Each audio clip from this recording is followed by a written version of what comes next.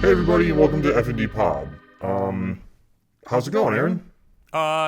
Doing well over here. Welcome to episode 63. Vin, let's address the devil in the room.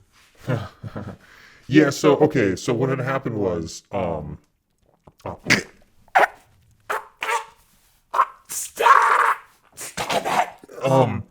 what had happened was, so I go to the Vatican, right? Mm-hmm. I show up, I make my whole, I do the whole thing. Yeah. I get at the front, I get at the doors, and then the Swiss guards are there, and they cross their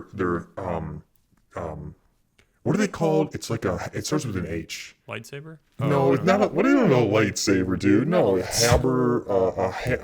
halberds. Yeah, the Swiss guards, they cross their halberds, and they tell me, I don't know what they're saying, but they were yelling, they were screaming at me, telling me I cannot, like kind of like a you shall not pass type of deal. I find a hole in the fence essentially, and I sneak in, and I find myself in a sort of, remember at the end of Raiders of the Lost Ark? Yeah. It was kind of like one of those places. Okay. And so I think I'm underneath the Vatican at this point. I don't know how I got in, but I got in. And I'm just kind of rooting around there, and I'm like, "Wow, this place is cool." And then I felt like a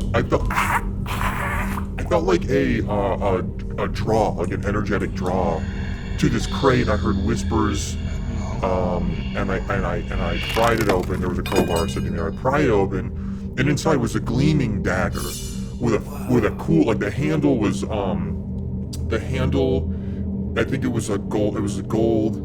And there was some pretty pretty gnarly looking inscriptions in it, and carvings. It was very heavy, and I pick it up, and I kind of, it's just something comes over me, and I get a sense to like run my thumb along the blade, and I slice myself.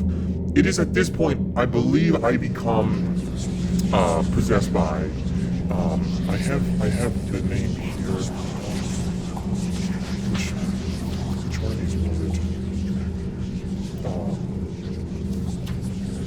I believe it was Abigor, a Grand Duke of Hell, commands 66 legions of devils, tall, handsome, and swaggering, customarily dressed in armor, carries a lancer scepter, can foretell the future and answer questions about war. So I think I got some of Abigor in me, and so at this point, I'm kind of seizing. Having a spasm of sorts, and I'm causing a ruckus, you could say. A couple priests come down. They're like, what's going on down here?" Mm-hmm. And they see me. They quickly understand what's going on,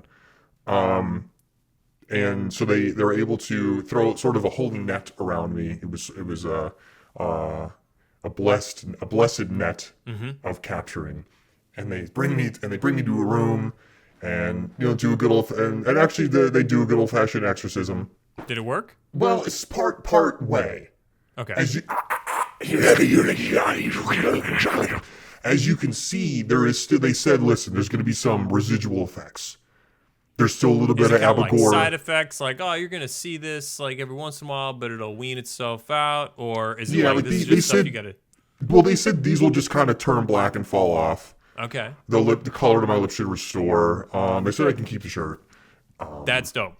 Yeah, this is pretty sick. So anyway, that's what had happened. They said, listen, we really can't. They made me sign an NDA, which I am currently violating at this point. So. But it was a good story, so you kind of had to. So that's what happened with that. Look, did that trajectory? Did the trajectory of that story go as you thought it would when you were about to ascend to Pope? Aaron, what kind of question is that? Did you think on my ascension to the papacy, I thought I would become possessed by a demon because I cut myself with a blade? You're right. I mean, nobody could have saw that coming. No, ask that question again. Do you think that you could have foreseen that trajectory on your way to becoming the Pope? No. Okay. So anyway, listen, I don't really want to harp on it. You texted me earlier. You said you had some things you wanted to talk about. Well, in general, I think, yeah, I do. I have some things I'm going to discuss. Okay, yeah, what's going on? How are you doing? Man. I mean, aside from Yeah, aside from all if that. I, we went aside from that, you know, it's I had a little bit of an adventure. I'm back. I'm happy to just be sleeping in my own bed again. You know, when you get back, when you're on vacation for a while, at a certain point, you're like, this is nice, but I would just love to sleep in my own bed, wake up in my own home. So I got to experience that this morning. My dreams, well, more like vivid, realistic nightmares. They said that those could stick around for some time. So. Yeah, last night I didn't really sleep well last night. It felt like I was living through an eternal. It felt like an eternity, and the things I was seeing and what I don't know, I can't even say them. It's so bad. That makes sense. Yeah, no, don't. Yeah, you don't need to bring up anything grotesque on the pod. It's pretty. It's not. It's pretty. I want to sleep upsetting. well, so I would ask you to not. Pretty upsetting stuff. Yeah, I won't. Okay. How are you? How are you? I've been doing great. Things are good over here. You know, we're finally entering into summertime, and I'm really looking forward to the beautiful sunshine coming out and all the flowers blooming and all the trees growing, and it's just such a great time over here. You know, things are really good. I miss that about Ohio is that really feeling the change of the seasons. You know. Oh, for sure. Yeah, it's really you get. I feel like you enjoy it more. I mean, it's starting to feel nicer here. Because you guys just went through a heat wave. Yeah, it was hot. It was hot this past weekend, but it felt like okay, it's summertime now. Yeah, what was great was when I lived in LA, my first weekend there, it was like 114, and everybody was like, "It's never like this. This is so rare." And then it was like that a lot. I've been drinking more green tea, by the way. How's it feel? It feels healthier. I do a lot of matcha. I don't like it. It tastes like pond water to me. You're not having it right then. I think I am. Are you drinking? What do you just mix? Are you just stirring matcha together with water? Usually I get it. Usually I buy it. I get it out. I get it out. I don't never make it. Oh, well then, yeah, you definitely don't like it because they sweeten the hell out of matcha when you get it at coffee shops. And if you Well, don't then why like does it taste like pond scum? I don't think it tastes like pond scum. I think it's got an earthy taste to it, but Okay, I don't yeah. think it's like scummy. I think I think your probably taste buds aren't. Scum, you are scum. Sorry. I think like probably you just need to, like your taste buds need to mature. You're probably very much on like the oh, why doesn't it taste like Sunny Like D? what? No, come on. I drink my coffee black. So I think it's pretty grown up. Anyway, so dude, last we talked about what did you want to talk about? I just posted the update video on Meet and saw. Eat for anybody who's interested. Look, guys, we have one comment. One comment on there was like, "What do the tariffs have to do with the movie?" And I saw that. it's like, Shut up, you little bitch. I don't want to. I'm not trying to like ignore. I mean, it's all valid. I don't think. Well, you didn't really say that the financier raises money via the stock market. Well, in general, though, I thought it made it clear. And if I didn't, then here I would like to reiterate that the nature of raising funds is like very dependent on like the health of the economy. Yeah, absolutely. And like people aren't going to. If you think if people are going to hold their money tighter and invest in surer things, you know, like films, as fun as they are, they're not like the most lucrative investment. They can be, but they can also be incredibly risky. You have to find the right people who are passionate about filmmaking and believe in your project. And it's like, so, yeah, I don't know. I mean, give me your firstborn and I will give you the money. Stop. Don't. I won't entertain it. Don't do that. I think you have to like look at. I mean, I would just tell people, go ask your mom or dad how their 401k is doing. Yeah. And understand. Yeah, ask them. Go on right now. Pause the show. We'll wait. Call them up. Hopefully you still have a good relationship with them. You know, and at this age, it's a lot of people that, you know, that are estranged from there. That's true. So That happens. sorry if we made the assumption that you have a good relationship with your parents. If you don't, it's okay. It's a part. Honestly, for a lot of people, it's par for the course. Anyways, we posted that video, and then we opened up about this micro budget feature that we're working on. A lot of people think it's a short film, and I wanted to be like, no, it's to clarify, it's a feature film. No, we're gonna make a whole other one. We're working with the screenwriter Philip Roquemore, who's really super talented. I mean, he whipped up this outline super fast, and we've been working together on the story. And it's like something that opposite of Meat Man is like just like way more doable scope wise, like it feels very much like us grabbing the camera and going and shooting and having fun and not worrying about, hey, and killing. Killing? Hey, just frankly, dude, just ignore the outburst. Okay, well, yeah. Don't even. Right. I forgot. Okay. Anyway, so that's exciting. So yes, we're working on another film. Meat Man is on pause for anybody who didn't watch the update video, but it's still happening. We're just we gotta wait out the market's gotta stabilize. I feel like I was like saying a bunch of like buzzwords. You were, well, you got the dead cat bounce, and you just gotta wait for things to recalibrate. The candlesticks are Jack be nimble, Jack be quick. Jack do not invest with. Look at that candlestick. I think that's old something. Stock market phrase. Yeah. You know what? An important business I did want to discuss. What's that? I was thinking about TV. Okay. I was thinking about our TV growing up. And now I know that kids nowadays, these youngsters, feel differently. First off, there's no such the experience we had before you even say what you're going to say. The experience we had will never happen again. Well, I know that's kind of what I'm. Yeah. Okay. Sorry. That's obvious. Right. But what I'm saying is that we grew up in the golden age of kids television. And you're right. I don't think it'll ever be emulated. But I feel bad that kids nowadays missed out on such gold. Kids says they have Mr. Beast. Mark of the Mr. Beast 666. Go on my show and prostrate yourself and humiliate yourself before all of America for money. Sorry. Well, I mean I was kind of saying that too. That was like kind of that was me and Applegore together. So there is Mr. Beast. But, what were you a fan of, Nickelodeon or Cartoon Network? I was mostly Nickelodeon You're kid. a Nick guy. I was a Nick kid. Yeah. And Nickelodeon magazine, please. Yeah, I never got it though. I asked.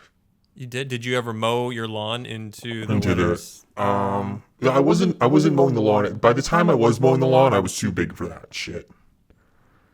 So never got Nick magazine. But don't forget Disney. I didn't even watch a lot of Disney, but don't forget Disney too. That wasn't even in the equation. To me, if you were like a Disney kid, you were homeschooled. Yeah. Kids who were like, yeah, I watch Disney. It's like, oh, you were inside a lot. You didn't go outside a lot. Cartoon Network, because like the shows, especially Cartoon Network, I feel like there was like a little bit of an overlap, a little bit of a blend of like Adult Swim, because Adult Swim would come on at night and you would have like the totally separate shows. But every once in a while, Cartoon Network, I think they would like, I don't know, some episodes of certain shows I was watching. Like, you ever watch like Courage the Cowardly Dog? I just don't feel like that vibe is on TV right now for a kids show. I don't. Frankly, dude, you would know better than I do because I'm not checking out what the kids are watching. Well, my kids aren't old enough to be watching anything like that, anyways. Yeah. So we're in the Bluey territory. Uh-huh. But I mean, okay, dude, your early teen years, probably even before that, did you not want to like compete in Guts or Legends of the Hidden Temple? Of course I did. Come on. Of course I did. Guts. You remember the show where it was the video game show and you would go into the video game? No. You don't remember that? What was it called? I don't remember, but it was a show where you would be playing games, like virtual. And so the contestants, what they would do is, whereas in Legends of the Hidden Temple, you're going through like a temple thing, you have all like big games. This was essentially, I think, what they would have the contestants do is they'd be on like a green screen, like, and kind of like how a weatherman does it.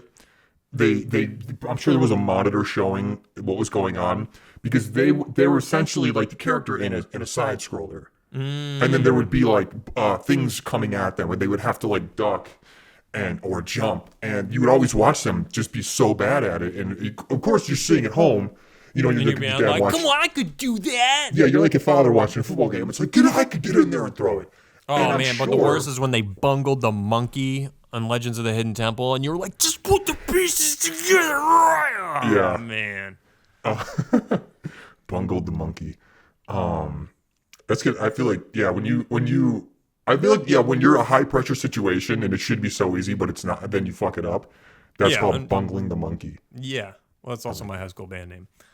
But that might also be the name of the episode for this. I think it's a good name.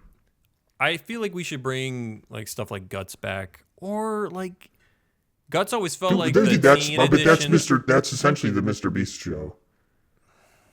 I don't know. It doesn't do it for me. It doesn't. It does. It The feels. Squid Game. The complete unawareness, completely missing the point of the show. Yeah, I think. And then making it anyway. So okay, Aaron. Let's make our own show. I want like Hey. I want Wipeout for kids. I want to see like 10-year-olds flung across ragdoll style across In the a room. trebuchet. Yeah.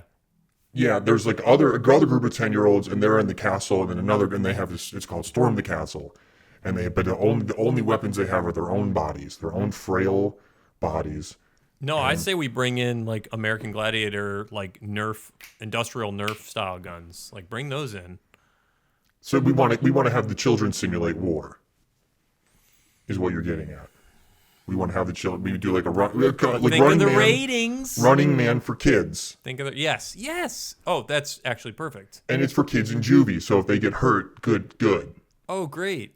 Yeah, and people thinking, no, this is so beyond the pale. This is gross. Yeah, they just announced like they're thinking about doing a game show for U.S. citizenship. So. Okay, so I was just hanging out with my folks, and I see the headline, and of course I'm like, oh, listen to this, and my dad goes, come on, it's not real. But well, hold on, because it could just be. It could have been the whisperings of something, and somebody just needs a headline to stir Sure. I didn't read the article, so I can't. But I keep seeing it pop up, and I don't know if this is actually is this like just something that's trying to like stir people up for views and to do what the media does and keep people angry at shit, or is this like a real fucking thing? DHS considers reality show. Damn it, ad blocker. Reality show where immigrants compete for citizenship, producer says. A veteran reality show producer claims the Department of Homeland Security and the President Trump administration are considering his game show that would pit immigrants against each other for a chance at a fast-tracked path to citizenship. Once you get past the shocking headline of like, oh, it's Hunger Games for immigrants. Oh my God, this is fucking real. Once you get past the headline of, oh, it's Hunger Games for immigration, producer Rob Warsoff said, it's not that at all. The show would offer the opportunity for one lucky person of America's choosing to skip to the front line in that process and fast track their way to citizenship. Okay, so many questions. Where are we pulling people from? Is it only people from the South American continent? Is there a Canadian involved? Is there someone from the entire continent of Africa? Do we have representation from every population of the globe who wants so badly to essentially become a Uber Eats driver? Now, to be fair to your comment, it sounds like this producer pitched it. At the bottom of this article, it says, the discussions are only preliminary. No decision has been made. Warsoff said he's also pitched the idea to the Obama administration and the first Trump team. Okay. So it could be something where... This sounds like it's this person doing it. The Trump administration is not looking... They're not like rubbing their hands together, and I'm sure in some instances they are, and going, how can we make ourselves look even worse? Yeah. So there you go. But every step of the way is closer to idiocracy. We're already there, man. We're absolutely there. It's just how much we want to fast track to ouch my balls. which that could be another fun But dude, that could have reality been, but that show. could have been our, that could have been Jackass. Jackass was essentially Ouch My Balls. Actually, Ouch My Balls is probably closer to a lot of what influencers are doing on like TikTok and stuff. Yeah. But Jackass had a real art to it. Jackass was art. Maybe I'm just saying that because we grew up with it, and we don't want to assume that we're just doing what we're criticizing now, or enjoying what we were criticizing now. But I do think they were one of the first ones to do it. So everyone else is just a copycat. All right, but no, really quick, I want to go back to what's our game show? I just want to know the theme. What is the theme of it? Could be set in hell. That's so fucking unoriginal, dude. Shut up. No, it's not. I think it'd be cool. It's coming from you. Think of something better. It could be space themed, Aaron. I know how much you like space. You're just looking for a theme? Yeah. I'm thinking of like what the actual game entails. Okay, well, let's start with a theme Is it a first. trivia game? Is it like an endurance game, like American Ninja Warrior? It could be a little bit of everything. It could be like, that to me is the important part, not the backdrop. Well, the backdrop could help inform what the games are in a way, I think remember at the end of Heavyweights when they have the obstacle course and there's like, there is a trivia section. There's the racing section. Okay. There is like, shaving the balloon. It's kind of employing every skill set. So, I think it could be stuff like, we should have a little bit of everything. Yeah. Yeah. Like, okay. Oh God. Quick, what if it was called? Oh, actually, really quick, can I tell you about a show idea that I did have with some people that we actually might want to shoot? Yeah. Are you gonna give the idea away? No one's gonna do this. It's called Bum One, and the whole idea is, so imagine you have like cameras with long lenses outside a bar, and then you just have someone try to bum a cigarette as fast as they can. Is it like the two guys are competing against each other? Well, I mean, you would time it, so it'd be a time trial. But yeah, and I think that the stipulation we had was you have to say, like, you can only use the phrase, "Can I bum one?" Oh, you can't say anything else. Hey, can I bum one? That's it. That's all you can't rizz them up with whatever. Variations of that. And then if they say, "What'd you say?" Like, wait, who are you? And then you just got to come back with like, "Can I bum one?" Can I bum one? Yeah, you got to be as charming as you can with the limited what you're given. And then do you have like lifelines? Like, do you have like little hacks like Who Wants to Be a Millionaire, where it's like you could earn a different phrase, or you could be able to give them a kiss on the lips? We haven't gotten that far. This is not an idea that needs to be overthought. And if you're saying, "Can I bum one?" and that person's giving you guff, or they're being a fucking, they're being a smoke hog. If somebody was to approach you and be like, "Can I bum one?" and you were like, "No, get out of here," but then they gave you a quick smooch, would that change the tide at all? If they kissed me, if they were soft and assertive at the same time, if they can show like that they're of giving and a dominant lover, but at the same time knows how to be tender. Yeah. Then yeah, I would go, wow, you know. You need it. Yeah.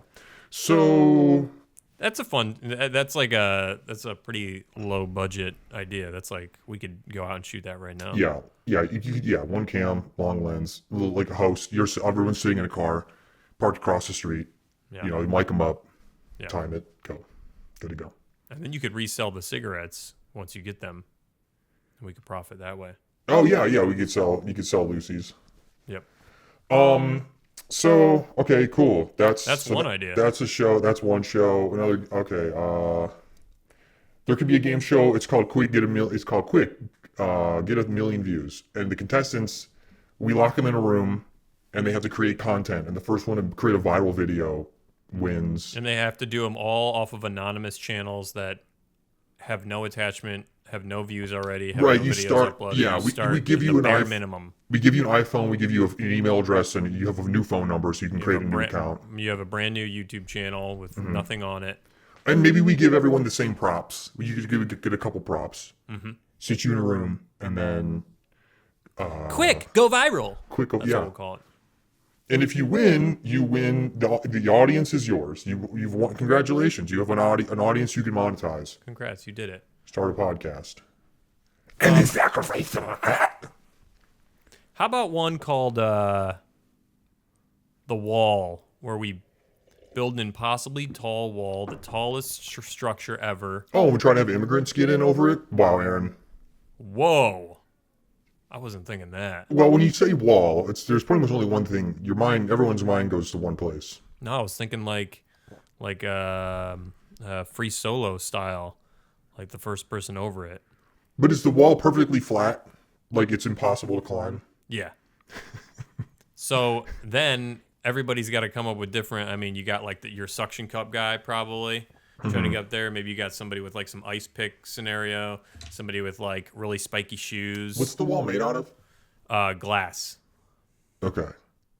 And then the risk is that if you got some wise guy that's like trying to, use the ice picks or something, he might shatter the whole thing, kill a bunch of people. But look, this is all going to be written into the agreements, the NDAs, everything that you sign. You're basically going to sign your life away, which, I mean, I jest, but I think they did that on like old shows that required really bad stunts. Like if you die. If you die, it's like not our fault. You basically sign your life away. How many people? So I have to Google this real quick. Oops, sorry. No. It's not our fault you died. How many people have died taping a reality show? Well, there's no definitive public track record of deaths. Reported the death of Sarah Dancer, a Naked and Afraid star, after a car crash, although the death was not directly related to the show's filming. Okay. Oh, well, okay. Yeah. R.I.P. All right, rest in peace. Thank you, Abigail, for being classy about that one. There have been a number of evacuations due to injuries. Yeah. I thought there was a show. Somebody. Oh man, what show was it? It was like Steve. I guess do we count Steve Irwin? no, Kind of. more of like game show. Yeah. R.I.P. Steve Irwin though. I remember where I was when he died. Really? Yeah, because I was a child. Steve Irwin was he was like invincible. It was like this man he cannot die. And I remember I was working at Miles Farmers Market. It was morning. I was filling up. We would have free coffee for the customers. I was filling up the coffee things, and my dad came up to me and he's like, "Vin, I just want to let you know, Steve Irwin passed away." And I was like, "What?" He's like, "Yeah." And he told me something. I forget if he knew something about the Stingray. And I remember I was sitting there, and my whole idea of something was shattered. Because again, he was an idea in my head of an invincible person who cannot die. And I remember I was sitting there, and in the sun, there was a sunbeam coming through the window because this is where the sun was in the morning. And there was like little particles of dust floating. And I can see them now. That's how much it left an impression on me. Yeah, that's very clear. What about you?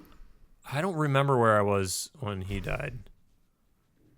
I do remember like being shocked though and feeling terribly sad for his family and stuff about it. But I'm trying to think if there was one. Robin Williams, obviously. That was like a really big one to me. Probably mainly because he had such a profound impact on me from, his movies and his comedy, but also just like his outlook on life. That one's so hard to take. Also because at the time when Robin Williams died too, like there was a lot of speculation about like what he was going through, but nobody really knew. In fact, I think what they finally diagnosed, and no, I don't remember what it was, that really rare condition. Wait, was this some sort of like dementia? It was like a terrible affliction. It was called Lewy body dementia. A progressive form of dementia. LBD was diagnosed after his death and was identified as a contributing factor. But like terrible things, like affects thinking, reasoning, memory, just like really awful. But I remember then hearing that and being like, man, a guy that gave so much and then to be like afflicted with something so terrible as that, just awful. Oh, it's characterized by the accumulation of abnormal protein deposits called Lewy bodies in the brain. They couldn't even come up with a better name than that. It's kind of silly. I don't think that's probably what they're thinking of when they Lewy bodies. Oh, his brain is full of Lewy bodies. Anyway, I don't want to make jokes about it. Yeah, your brain. No, is we're not going fully- to make jokes about Robin Williams' death. I could say something, but I won't. Yeah, please don't. I could say something, but I won't. Man, if Robin could hear the comedy you're bringing to this episode. He would be not thrilled. He might have a chuckle about it. I don't know. He's a humor guy. Now he was not a humorless guy. All right, so you were, to bring it back, you were a Nickelodeon guy. I was a Cartoon That's Network. that's where this started. Yeah, it devolved. I was a Cartoon Network guy because I was big on my Cow and Chicken and Ed, and Eddie. Cow and chicken. Cow and Chicken. And what else? Dexter's Lab. I feel like we've actually talked about this. Someday I'm going to go through some of the phone calls episodes because I feel like we'll just be repeating ourselves. Probably. But there were some gems in there. I remember being on the bus. And I remember being on the bus, and my friend Randy would said that there's this show. You've heard of Cartoon Network? There's a show called C Lab 2020, whatever. And they swear on it. They It's like swear. They say hell and damn, and I was like, they swear in the cartoon? Sorry.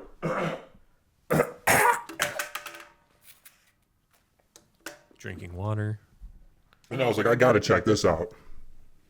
And I did, and then so many great shows. And we watched a lot of our early comedic influences came from Aqua Teen Hunger Force. Yeah. Yeah, Aqua Teen. What else? What else were we watching? Aqua Teen was probably one of the first that I got into that was just really weird. And I didn't even know animation like that was really out there. Blew our minds. I mean, well, we both grew up on Newgrounds, so it's like I knew there was weird stuff, but like that had a, like that was on broadcast. Right. I was like, whoa, this is cool. I guess all of Adult Swim would probably be considered that, though. You didn't watch any of the anime stuff, did you? No, I was never into anime growing up. No, I then also found it didn't. later Right. during college and stuff. Like so many of us. Which sucks because I feel like I probably wasted a lot of time on stuff. Like I would have probably rather watched anime in some regard, and some of the stuff I was watching was dumb. Like what? Not anime. Okay. Yeah, so we think the kids are not all right because the kids don't have the same TV shows. I think the TV shows are the least of the kids' problems. Right, we're worried more about like if the planet is gonna be able to sustain if by the combination of the weakening topsoil and ever heating sky within the next 50 years will be enough to sustain and grow enough food to support a growing population of human beings. Maybe Yeah. more about that. Yeah, I think so. It will be glorious. So sorry, like, yeah. Do you feel like, are you digging a bunker for your? Do you have plans for a bunker in your backyard? You got a pretty decently sized backyard. Yeah, I guess we could probably put one in, but I'm not a big bunker guy because, like, if it comes to it, I don't know. Is that gonna be worth it? Do you want to? Did you hear about as supposedly Zuckerberg was making some like multi-million apocalyptic bunker in Hawaii or something? Yeah, that's been a thing, right? We've known that. But like all these dudes that are building these bunkers, is it just so? Is the point so it's like pure apocalypse where like everybody is wiped out and you can just keep surviving for decades? Or is it like when shit hits the fan and everybody's truly like, hey, eat the rich, they're like, nah, I'm going to hide. Which one comes first? Like some sort of ecological economic collapse. I'm just trying to view their frame of mind, like what do they truly need this for? And everybody who say like on the news articles when they post like, oh, Zuckerberg and like Bezos and whoever else is like building these things, everybody's like, they know something we don't, or like they see it coming. You know, Right. like whether it's economic collapse or societal or whatever. I know what it is too. And I won't tell. So I think it's probably a little bit of everything. If you have that much money, and you're getting, they're probably getting more fine-tuned information as to, like maybe the larger scope of what's going on. Mm-hmm. Like if this is a game of civilization, they kind of are. They see a more top level. They see like where the chess pieces are going because they're talking to people who actually pull levers of power, and maybe it is going towards, maybe in the next 50 chess moves, there's going to be like some sort of thing where you're going to want your bunker. And also he's on Hawaii, so I mean, who's getting out there? You have to deal with the Hawaiians, but they're pretty chill people. I think the warrior spirit left the native people long ago. Damn. I mean, Just straight dunking on Hawaiians on this podcast. I don't really know. By the way, if you are a Hawaiian by blood, I don't really know what I'm talking about. So, but so yeah, I think I just don't think they're going to be a force to contend with. Well, do you think they would even be able to access it? Like I'm thinking it's like you're siloed off from the world. Like there's like people might not even know where it is. If it's underground, how are you even gonna find it? That'd be I think it'd be a fun concept for like a film, like a short film. Like two stoners like find their way into a billionaire's bunker, and then they lock them, like kind of like a Biodome film. Oh yeah, Biodome, yeah. And then they lock themselves in, and then the billionaire's like, "Hey, I need in there." They're trying to coax him out, but they got everything the stoners need down there. Yeah, I'm actually surprised this hasn't been done yet. Biodome, man, remember that? So they're like crapping on the rice. I don't. That's something that one of the Baldwin one said. I forget which Baldwin it is. One of the bald ones. The Baldwin one. Hey, what's up? What else? You're not. I think your cul-de-sac. I think you and your cul-de-sac could form an alliance. There's going to be. I think in the suburbs there will be alliance of cul-de-sacs. Yeah, will it be like street versus street? Yeah, I think in a collapse, yeah, you'd want to form a line. Like, do you feel you have a tight enough bond with your neighbors that you can count on them? Yeah, but do you really ever know people until things really go down? Correct. Like, I feel No, like you there's don't. probably a few people in your life that you're like, well, if it comes to survival, you can trust their instincts. But there's a lot of people that you don't know that well. Even though you know them, you don't really know them. Yeah, no. When it comes to a true life or death survival, it's me or you situation. You cannot know somebody. Don't assume you actually know somebody. Right. Do you think you know me well enough? I think if you and I were in hold on, lay the scenario out for me. Okay. Here's the scenario. Okay. Catastrophic event leaves, and we're living near each other. I'm back in Ohio. Yeah, catastrophic event leaves many dead. You and me are neighbors. What's the event? Sorry, I need more. What's the catastrophic event? Nuclear war mixed with like a virus outbreak that doesn't turn people to zombies, but it pretty much decimates the whole population for some reason. Cool. We're living. Cool. Now we are living in close proximity. Can we depend on each other to survive, or do we become enemies, like adversaries? I would like to think that we would pool our resources together. Okay, the water is radiated. There's barely any wildlife because they've been scorched. Okay. And the people that are alive are afflicted from terrible boils all over their... Form an alliance with me, Abigail. Shut up. I wouldn't trust him. I think that I would, because you have little ones you gotta look after. Mm-hmm. So they're like, that's where for me, you're a liability. Oh. Because they are. And you would put yourself in front of my kids. No. So is there no hope you for would put humanity? you would put your kids in front of anybody.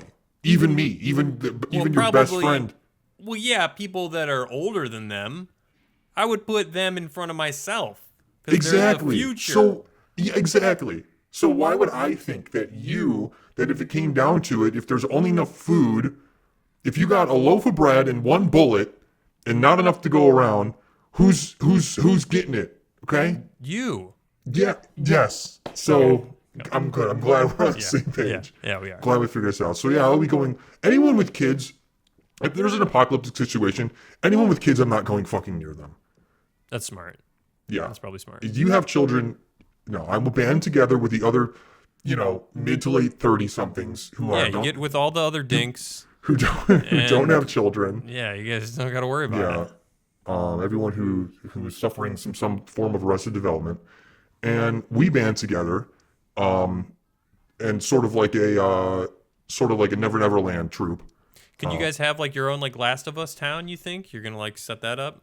I think have, like, a so. little And you know what we'll do? mayor You know what we'll do? You know how we'll feed ourselves? Do I want to know? You're gonna eat everybody else? We'll You're start gonna with be the cannibals in the we'll road? start with the children. We'll start with the children. Look, And- if you don't judge me about how I would take you out, then I can't pass Yeah, judgment on your decisions. Exactly. Yeah. At that point, it is a no holds barred. I will say though that you're sick. Okay. Well, You're sick and twisted. at that point, we will know that there is no God, and we've been abandoned, and so morality is out the fucking window. And I'll eat the children. I'm not going to starve. I watched a video a little while ago that was talking about the hardest time to live, which is like 100,000 years ago. So like we've just been enjoying this, like, what do they call it? The Holocene. It's like this is a very rare time. I think it started like 10,000 years ago of like easier life, mainly geographic or to do with like weather patterns and stuff. Who says it's so bad? Was it so bad? Back 100,000 years ago with cavemen? Yeah, was it so bad? Was it so bad? I guess, who am I to say? I mean, I'm sure. Listen, this is here, and here comes a guy romanticizing a pre-capitalist, pre-modern era where everyone was just like walking around and it's a Garden of Eden and you just There's a mango bush. Let's just pick that and let's just hang out by the beach, Free man. food. Okay, but there's a chance it could have been somewhat like that. There's Or at also least, a chance it could have been like, I can't leave because I'm going to get eaten by a saber-toothed tiger, but I need to eat. But at least you had a sense of community, which is lost these days. Everyone's isolated. There wasn't a male loneliness. There wasn't a caveman suffering kids, the male you don't know loneliness how epidemic. good you have it. Yeah, You're struggling to make friends. Back then, you were bonded by survival, and I was reading this book actually, and they were talking about how there was a certain point where we used to conceptualize time differently. Like the human mind over time has evolved a sense of time, and probably back when we were closer to monkey men. Like the eternal present was like actually like you felt that there wasn't a sense. Describe the eternal present. Like, what is that? What do you mean by that? That there is no ticking clock. It's just like you exist. Right. You exist in an eternally present moment. You're not thinking about what am I going to eat next week? I mean, that I'm sure vacation I have planned like 5 at a months certain from point, now. like you need to get things eventually. No, I know what you mean though. I've heard this as well. It's it was much more of a day-to-day survival. Yeah, because it had to be. Because I mean, you got so many inventions and breakthroughs in technology that led us to this point where we are able to calculate, days, weeks, months ahead. But like back then, it was like very much like I need to survive the day. So that makes sense. Yeah, like okay, so like I don't fully know what I'm talking about here, but which is that's the best part though. Go for it. That's like the calling card of any fucking podcast. I don't really know what I'm talking about. We're in great company with other podcasts. Go for it. The most popular ones on the planet too. Yeah. So like when you meditate, do you meditate, man? I have. Like if you reach a point where you kind of feel like your brain feels like you just kind of feel like a moment where it's like that sense of wholeness almost. Like maybe I when you're haven't not meditated when you're in- not thinking about anything.